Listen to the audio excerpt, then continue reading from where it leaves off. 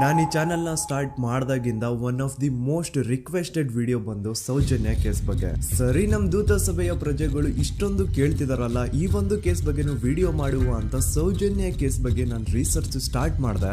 And trust me, ಎಷ್ಟೊಂದು complex ಈ ಒಂದು ಕೇಸ್ ಇದೆ ಅಂತಂದ್ರೆ ನನ್ನ ತಲೆನೇ ಕೆಟ್ಬಿಡ್ತು. ಬಟ್ ಡೋಂಟ್ ವರಿ, ನಿಮ್ಗಂತೂ ಪ್ರತಿ ಒಂದನ್ನ ತುಂಬಾ ಸಿಂಪಲ್ ಆಗಿ ಅರ್ಥ ಮಾಡಿಸ್ತೇನೆ. ಅನ್ಕೊಳ್ಳಿ, ಒಂದು ಊರು, ಆ ಊರಲ್ಲಿ ಒಂದು ಗೌಡ್ರ ಕುಟುಂಬ ಇದೆ. ಅಂಡ್ ಆ ಗೌಡ್ರ ಕುಟುಂಬ ತುಂಬಾನೇ ಪವರ್ಫುಲ್, ಲೈಕ್ ನಾವು ಮೂವೀಸ್ ಅಲ್ಲಿ ನೋಡ್ತೀವಲ್ಲ ಹಂಗೆ. ಸೊ ಗೌಡ್ರ ಊರು ಬಂದು ಧರ್ಮಸ್ಥಳ ಅಂತ. ಆ ಒಂದು ಊರಲ್ಲಿ ಇವ್ರಿಗೆ ಸಖತ್ ಕಂಟ್ರೋಲ್ ಇರುತ್ತೆ. ಈವನ್ ಅದೇ ಒಂದು ರೀಜನ್ ಅಲ್ಲಿ ಇರುವಂತಹ ಒಂದು ತುಂಬಾನೇ ಪಾಪ್ಯುಲರ್ ದೇವಸ್ಥಾನನು ಸಹ ಇವರೇ ಕಂಟ್ರೋಲ್ ಮಾಡ್ತಿರ್ತಾರೆ. ಆ ಒಂದು ದೇವಸ್ಥಾನ ಇಂದ ಈ ಗೌಡ್ರ ಕುಟುಂಬಕ್ಕೆ ಎಷ್ಟೊಂದು ದುಡ್ಡು ಬರ್ತಾ ಇರುತ್ತೆ ಅಂತಂದ್ರೆ, ಅದೇ ದುಡ್ಡಲ್ಲಿ ಇವರು ಬೇಜನ್ ಪ್ರೈವೇಟ್ ಪ್ರೈಮರಿ ಅಂಡ್ ಹೈಸ್ಕೂಲ್ಸ್ ನ ಸ್ಥಾಪನೆ ಮಾಡಿರ್ತಾರೆ.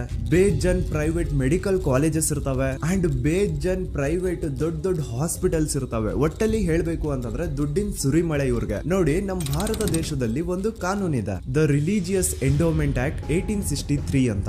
ಬೇಸಿಕಲಿ ಈ ಒಂದು ಕಾನೂನು ಏನ್ ಹೇಳುತ್ತೆ ಅಂತಂದ್ರೆ, ಭಾರತದಲ್ಲಿ ಯಾವ್ದೆಲ್ಲ ಹಿಂದೂ ಟೆಂಪಲ್ಸ್ ಇದಾವೋ ಅವೆಲ್ಲ ಗವರ್ಮೆಂಟ್ ಪ್ರಾಪರ್ಟಿ. ಆ ಹಿಂದೂ ಟೆಂಪಲ್ಸ್ ನ ಮ್ಯಾನೇಜ್ಮೆಂಟ್ ಎಲ್ಲ ಗವರ್ಮೆಂಟ್ ಕೈಗೆ ಹೋಗಿ ಗವರ್ಮೆಂಟ್ ಡಿಸೈಡ್ ಮಾಡುತ್ತೆ ಆ ಮ್ಯಾನೇಜ್ಮೆಂಟ್ ಅಲ್ಲಿ ಯಾರ್ ಕೆಲ್ಸಕ್ಕೆ ಇರಬೇಕು, ಯಾರ್ ಕೆಲ್ಸಕ್ಕೆ ಇರಬಾರ್ದು, ಅಂಡ್ ಆ ಟೆಂಪಲ್ ಇಂದ ಬರ್ತಿರುವಂತಹ ಡೊನೇಷನ್ ಅಮೌಂಟ್ ನ ಏನ್ ಮಾಡ್ಬೇಕು ಅಂತ.